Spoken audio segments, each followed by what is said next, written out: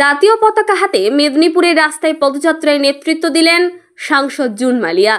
নমস্কার, সংবাদ পাঠে আমি অরিত্রী মণ্ডল। সিন্দুর অপারেশনের পর দেশবাসী এবং ভারতীয় সেনাবাহিনীকে সম্মান জানিয়ে এই বিশেষ কর্মসূচির আয়োজন করা হয়। মূল উদ্যোক্তা ছিলেন সাংসদ নিজেই। তার সাথে উপস্থিত ছিলেন তৃণমূল কংগ্রেসের নেতৃত্ব এবং শহরের বহু সাধারণ মানুষ। এই পদযাত্রা শুরু হয় মেদিনীপুর শহরের বিদ্যাসাগর হল থেকে। শহরের একাধিক রাস্তা পরিক্রমা করে পদযাত্রা শেষ হয় গান্ধী মূর্তির পাদদেশে। পদযাত্রা শুরুর আগে শহরের প্রাক্তন সেনাকর্মীদের সংবর্ধনা জানানো হয়। তাদের হাতে তুলে দেওয়া হয় স্মারক ও ফুলের তোড়া। অনেক প্রাক্তন সেনাকর্মীও এদিন পদযাত্রায় অংশগ্রহণ করেন। এই কর্মসূচির মাধ্যমে জাতীয়তাবাদ, দেশপ্রেম এবং সেনাবাহিনীর প্রতি শ্রদ্ধা যাপনের বার্তা দেওয়া হয় বলে জানান সাংসদ জুন মালিয়া।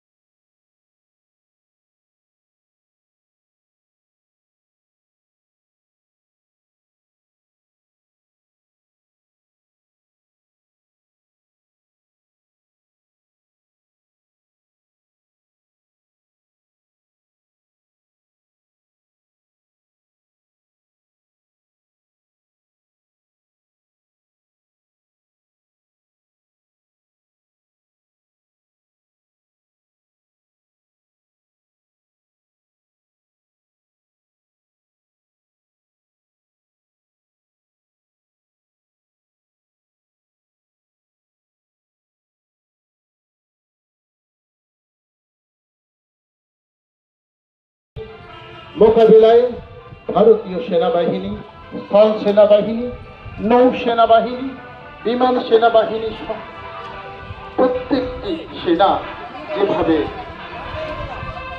শত্রুপক্ষকে পরাস্ত, জয় দেশ, জয় ভারত, জয় জওয়ান।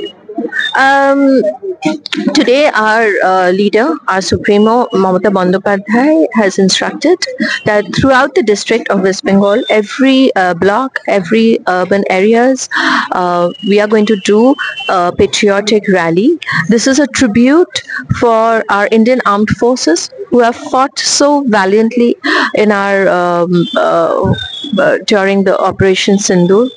It's also our tribute to our martyrs whom we've lost during this Operation Sindoor.